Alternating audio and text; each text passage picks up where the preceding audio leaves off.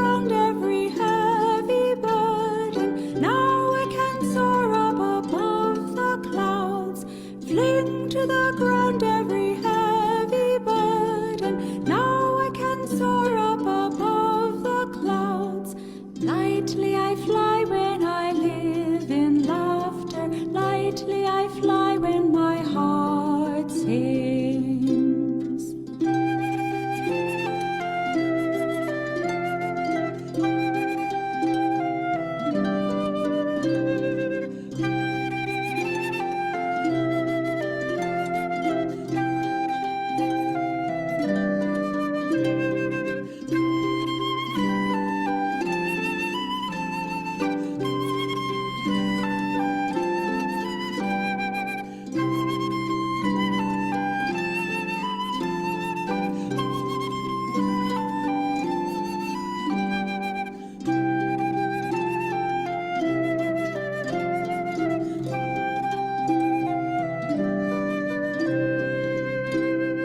Lightly I fly when I live in laughter. Lightly I fly when my heart sings.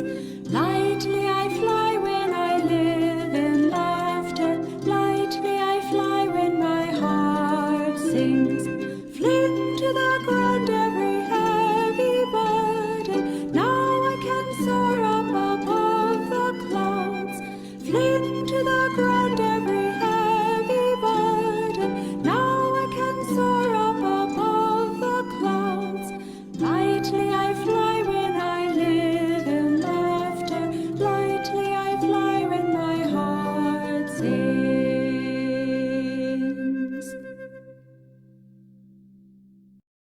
We find on the one hand that the great teachers of the ages, Buddha being a prime example when he taught the way of moderation, in contradistinction to the extreme ways that he'd been practicing when he first came on the spiritual path of starving himself and never sleeping and trying to punish the flesh, as it were, in order to somehow make the soul transcendent. And then he realized that this was not getting him divine realization, and so he sought what he called the moderate way, the way of balanced living, the path of moderation. This is our path too, and is what Yogananda stressed. We find, on the other hand, that a lot of people use this concept of moderation to excuse lack of sincerity and seriousness on the path. And they will tell you not to be a fanatic if you're doing anything that they don't happen to be doing at the time. In other words, if a banker decides that he's going to spend 5 minutes a day meditating, his friends are going to say, don't be a fanatic. You should be living a balanced life. And so we find that there has to be some kind of an understanding of what is meant when we speak of the balanced life, not to balance spirituality with worldliness, but it's got to have some deeper meaning. We must also remember that Buddha, his version of the balanced life was rather well, what did he do? He went and sat under a banyan tree and vowed never to stir from that spot until he'd realized God. This is not exactly your banker's idea of the balanced life. If woman hadn't discovered him there and given him food, he probably would have starved to death anyway, even as he was doing before he took up this so-called moderate path. So we've got to realize that the masters have some other meaning. Yogananda said an interesting thing once. He said, you can't afford to become fanatical until you have some realization. And by fanatical, he didn't mean imbalance in this case. What he was really talking about is what I wanted to get into today. What seems fanatical to some people may not at all be in opposition to the path of balance, of balanced living. What we want to do is discover that degree of balance that will enable us to go as fast as we can on the path. Balance in that case doesn't mean juggling all your worldly desires and still having a little time for God. It may mean that, but the essence of it is not that. The essence of it is the flywheel, which, if it's absolutely centered, you can spin it as fast as it can go, and it will still remain stable. But if a flywheel is a little bit off center, a little bit off balance, then the faster it goes, the more the pressures build up inside it, until finally they may become strong enough for the flywheel to just fly apart, explode. And so what we're trying to do is find that level of balance within ourselves that will enable us to race toward God. Welcome again, friends. I'd like to start this topic, the balanced life, with the reading from Autobiography of a Yogi. This is from a reading of Master's Samadhi with this guru, Swami Sri Yukteswarji. Suddenly the breath returned to my lungs. With a disappointment almost unbearable, I realized that my infinite immensity was lost. Once more, I was limited to the humiliating cage of a body, not easily accommodative to the spirit. Like a prodigal child, I had run away from my macrocosmic home and imprisoned myself in a narrow microcosm. My guru was standing motionless before me. I started to drop at his feet in gratitude for the experience of cosmic consciousness, which I had long passionately sought. He held me upright and spoke calmly, unpretentiously. You must not get overdrunk with ecstasy. Much work yet remains for you in the world. Come, let us sweep the balcony floor. Then we shall walk by the Ganges. I fetched a broom. Master, I knew, was teaching me the secret of balanced living. The soul must stretch over the cosmogonic abysses while the body performs its daily duties. When we set out later for a stroll, I was still entranced in unspeakable rapture. How beautiful is that passage. I was at the Los Angeles airport yesterday coming up to Ananda, and then at the Sacramento airport as well.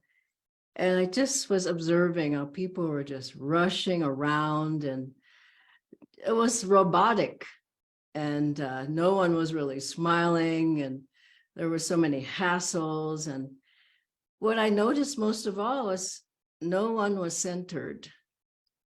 And we need to stay centered in the self. Master Swamiji said, Master told him, gave him that advice to remain centered in the self. That means in the spine, within the soul. He said, come out, eat, do your work, whatever you need to do, go back in the self. And I think that's the key to the balanced life for all of us, to be centered from meditation and to go into all of our duties, whatever they may be.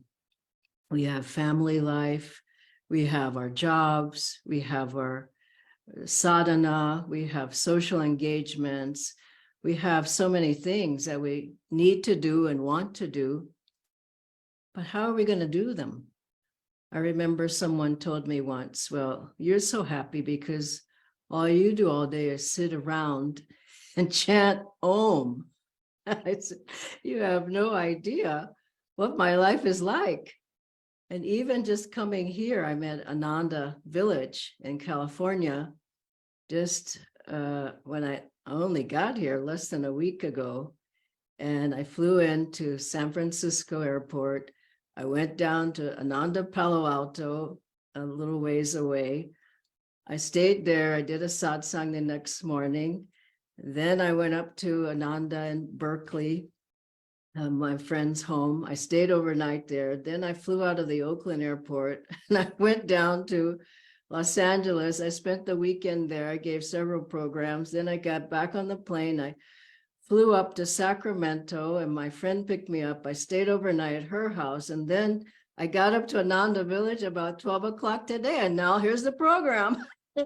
And this is the lifestyle that a lot of us have. It's intense. It's fast moving. How can we keep a balanced life? Well, there are a couple of ways. One, we have to have a strong sadhana. You couldn't do anything. Master can't even work through you. And unless you're centered in yourself, unless you're in attunement, and that comes from meditation, morning, strong sadhana, evening, strong sadhana, in the middle of the day, as you can, when you can. And then as you meditate, you keep centered, you keep clear, you keep uplifted. Your consciousness is here at the point between the eyebrows. You're inspired. You have more energy. You have more magnetism. As you do your sadhana, all the practices, energization, the yoga, the pranayama, affirmations, everything that we have, kriya, om, hangsa, keeps you centered in the self, in the higher self. And then from there, as you go out, you're centered in the self. That's what balance is about. And we balance all the aspects of our life when we keep centered. And there was a man, Swami Kriyanandaji met, who he said that his life began when he came home from work, his spiritual life. He would go and do his life. He said, I come home and his work, I come home, I take my bath and I change my clothes. I go into my sadhana room, and that's when my spiritual life begins. And Swamiji thought, what a waste. A whole day should be your life. The life should be balanced. Whatever you're doing, should be able to bring God in. And so the meditation and thinking, bringing that vibration, that centeredness, that inspiration into every part of your life is a goal that we all should have. Not, I meditate, then I go out and I run like crazy, and then I go back and now I'm centered again. You try to be centered in the self. You see things differently. As the disciples would go to the movies sometimes when Master would go, rarely, and they would tap him on the shoulder and say, Guruji, are you, his eyes would be closed, Masters, and they say, are you watching the movie? He said, leave me alone, I'm watching the big movie. We should be watching the big movie, not the nightmare that's going on around. And just, you keep your gaze here. This is why we focus here in meditation. This is why we receive our blessing here at satsangs and at kriya and discipleship. And we want to keep our energy up in the self. And secondly, I saw Swami Kriyanandaji. I mean, he put out more energy than anybody I ever met. He was always writing music or writing books or giving lectures or touring around. He had a home in Europe. He had a home in America. He had a home in India. He was running all these different places all at once. But then I saw him. He took breaks. And I remember his advice to me once. I asked him for advice, and he only gave me one piece of advice. He asked me, because he knew me well enough, he said, do you ever take a break, a day off? And I said, not really. And he said, that's not good. So I saw Swamiji take breaks. He would take a vacation. He would take seclusion. He would take days off. He would take in the evenings, he would take time off. He would go for a walk. He would have tea with people, have them over. When he wasn't working at that time, he would chat with people. He would watch a movie sometimes. He would read a P.G. Wodehouse story. And, you know, he was very balanced in that way. And every evening he would cut off at a certain time, and he would have time to recharge, to refresh, to take a break, to get a rest. He might go back to it and, in the later part of the evening, but I saw Swamiji take breaks, vacations, seclusions to recharge, to get back into the self. And that's vital for all of us, instead of the extremes. And most of us are extreme, let's face it. There was the man who Swamiji said he meditated, he knew him in the monastery, he meditated 40 hours straight. I mean, he must have gotten up from time to time, but 40 hours. Soon he left the path. It was extreme. I knew someone here at Ananda who never served. Oh, I only meditate. I just meditate for hours and hours. He was imbalanced.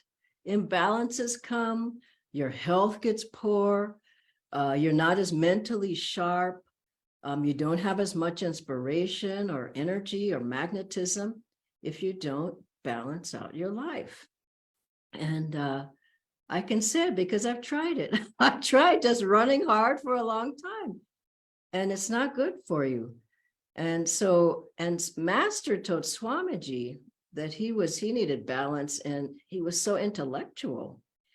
He said, he's told him to develop devotion. He said, if you had stayed the way you were, so intellectual, he said, you would have left long ago. You can't keep up that pace. There are people who work all the time, they don't meditate. I mean, you can fill in the blank where you need to be more balanced. And finally, with Lahiri Mahashaya, he had a balanced life, but how did he have a balanced life? He was blessed by Babaji, met his guru, got Kriya initiation at the age of 33. He kept his job. He wanted to stay with Babaji. Babaji said, no, you go back into the world. Keep your job, go back to your family, go back to your wife and your children, your responsibilities. And he worked in that same job as an accountant for 25 more years. That's a good example. That's balance. And he was always in God consciousness. That's the thing to remember. And I read something where a master said that, Swamiji said that Lahiri Mahashayaji, he just played the role he was given. He had no attachments. He was free already. He had no desires. He just played the role. He played the role of the balanced life. And for all of us, let's play the role we've been given. Master has shown the way. Swamiji lived the life that he's given us to live, a balanced life. Meditation, seva, time alone, time in community. All of our life has to be balanced. And when that happens, the balance comes, I've found, when I can remain centered in the self. God bless you. I'll ask Natindra to join now on screen. We have a few questions. Thank you, Dhyanaji. I'll just share the list of questions. The first question, Dhyanaji, is I don't feel I can get enough meditation in because of my work and family life. And because of that, I actually feel stressed.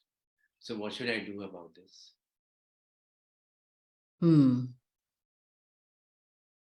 It's difficult, but why not take short meditation breaks? If you can't get a long meditation, just take 5 minutes here, 10 minutes there, 20 minutes there. Rather than saying, I just can't do it, why not do what you can do? And then I have found if I tried my best, then Divine Mother gave me more time. But if I said, oh, I just can't do it, then I never find the time. Isn't it so? That's what I found to be true. And I lived in Italy for 7 years and served at the center there. And it was interesting because everybody who came was new. So they came, they didn't know how to meditate at all. I have been meditating for some a long time, and all of the staff had. But I remember we couldn't meditate long because the people didn't know how to meditate long. So we could only do 20 minutes, Om, a lot of chanting, and then Om. And I went to Swamiji and I said, people here, I mean, we're not meditating. We just chant all the time. And I remember what he said to me, you need to chant. I needed the balance. 7 years, I chanted, basically. Short meditations, lots of chanting, short meditations, lots of chanting. And I thought, I'm not getting anywhere. But he told me clearly, you need to chant. And he told the whole group of us, I brought you all over here to serve here so that you can open your hearts. And I thought, he's not talking to me. My heart's open. Well, 7 years in Italy, my heart did open. It wasn't open. But I mean, you get what you need, isn't it? And so then I came back to Ananda village and I started serving in the Kriya Yoga Sangha, and I had to meditate. And I led long meditations. I led the Kriya seclusions, Kriya Bond seclusions. I led the Kriya prep. I led the, so then Divine Mother gave me that. So life isn't just this or that. It's moving, it's fluid. There's times when you can meditate more. There's times when you can't meditate more. What I say is do what you can as Divine Mother presents it to you. And I find that people say, I can't do it. Then they're gone to Goa, and just like, I mean, if you got that much time to have a vacation, maybe take one of the days off and have some time for yourself. The other thing you can do is just take maybe, half a day a week, or, carve out what you can. 1 hour a week, you can't do that, my gosh. Seems like something's way off then. So do what you can. Go to the center, meditate with people there. But you have to be balanced in that. Don't fight it and don't be too passive. I find people are usually too passive. I just can't do it. Then they're gone to a movie. So what are you going to do? Thanks for the practical tips, Dhyanaji. Okay. The next one, Dhyanaji, is how much time should one aim to meditate per day and to serve master's work, let's say, per day? That's a good question. Swamiji told us at least an hour and a half per day. Now, when people take Kriya, they take at least an hour and a half per day, isn't it? And 3 hours would be good. If one can do 3 hours a day. Most people can't do that, but at least an hour and a half, up to 3 hours a day or more. Now, I'm talking to a mixed crowd here, so it depends on the person. But here again, maybe 1 day a week, do a longer meditation. And then you have to get into having time for seclusion where you can do long meditations every day. But don't stress yourself. You have to be realistic with what you can actually do. But take the time, and when you have the time, do more. That's the rule of thumb. Make sense? Absolutely, Dhyanaji. Thank you so much. There's a live question, Dhyanaji. Okay. The question is that I too have different phases in daily life. I feel like meditating for 1 hour, but due to time constraints and responsibilities, I'm unable to sit for this long. And then I feel frustrated and guilty. So in those situations, should I not meditate, or should I continue doing the shorter ones as you have mentioned? Oh God, frustration and guilt don't get you anywhere but lower energy. So I would throw that out the window right away. And at different times you feel differently. Sometimes you can sit after a long day of service or being at work, and you sit down, boom, the meditation's happening.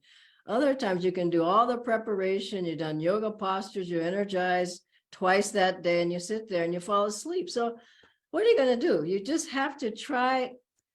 It's fluid and it's flexible. And here's the point. Attitude is more important than anything. If you have the right attitude, you'll come back at it. If you go there with joy, so what if nothing happens? Do 10 minutes of something. And if you go there with a strain, I got to do it. I'm preparing to take Kriya. They told me I had to meditate. And I really don't want to do it. What are you getting out of it? What are you getting out of it? So I would say, follow the joy.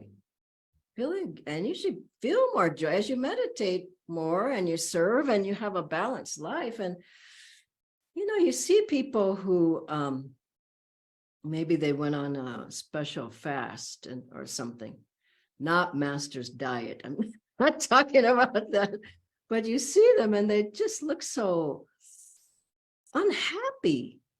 They look stressed and strained, and you just say, eat something, good heavens. Or, a person has been, the people get too rigid, and then there is guilt. Why didn't I do that? I couldn't, I ate a piece of chocolate. Eat a piece of chocolate. If it's just, really. So that's balance. Instead of, I can never do anything. They told me I can't do it. I can't do it. It's just not worth it. It's a long road. It's a long road. And what can I say that got me through all the different things? Joy. Being happy in myself. That, one day you're doing better, and next day you didn't do so good, then you did better, then it came down, but at least you're heading in the right direction, isn't it so? At least you're heading up, even if there's a dip, then you go up, then there's another dip, it's okay. Who's going to go straight up? Nobody that I know. Unless you're an Aryan avatar, then you wouldn't be watching the program, isn't it right? So. Thank you, Dhyanaji. We have one last question. Could you elaborate more on what is a seclusion? And if I cannot take a seclusion, what can I do to recharge on a regular basis? How about taking a half-day seclusion? Half a day. Just do that. What's wrong with that? A seclusion is a time alone with God and gurus. And if you can, you can take, some people take a month. I've never taken a month, but I've taken a week. It's just blissful, but you have to be ready for that. You can't just go out there and run a marathon and think you fall out, and hurt yourself. So you can't just go out, I'm in seclusion, I'm off of social media, but I really want to get on it. You're having withdrawals. So just take your time, maybe do half a day. What it means is do more of the practices, be with God and gurus, do more yoga postures, do some yoga postures, if not more, energize, meditate a little longer, listen to the talks of Swamijis and masters, study the lessons you've been wanting to read, the books you've been wanting to read, be in silence, be alone, break away from the family and the scene, break away from the world. It's just a wonderful feeling. Even if you do a half a day in a year, that's really bargaining, but do something and then get a taste. If you like a dessert, like, I like apple pie, you might like gulab jamun, but rasmalai, but just a taste. It's just so delicious, isn't it? Once you get a taste of the seclusion, you just say, wow, where have I been? We never have the time to just shut down and go inside. Feel the peace, feel the joy, feel Divine Mother just in your heart. Master just pouring his love into you. It's like Master, that reading from Samadhi, you just feel like just drunk. But if you never have the taste, you don't get it. Then you're just struggling. Like climbing up the top of Mount Everest. I hope I get there. I hope I'll reach Samadhi. It's like, gosh, just take the first step, get a taste, and then you'll keep wanting to go there. So wonderful. God bless you all. Thank you, Nitendra. Bye-bye.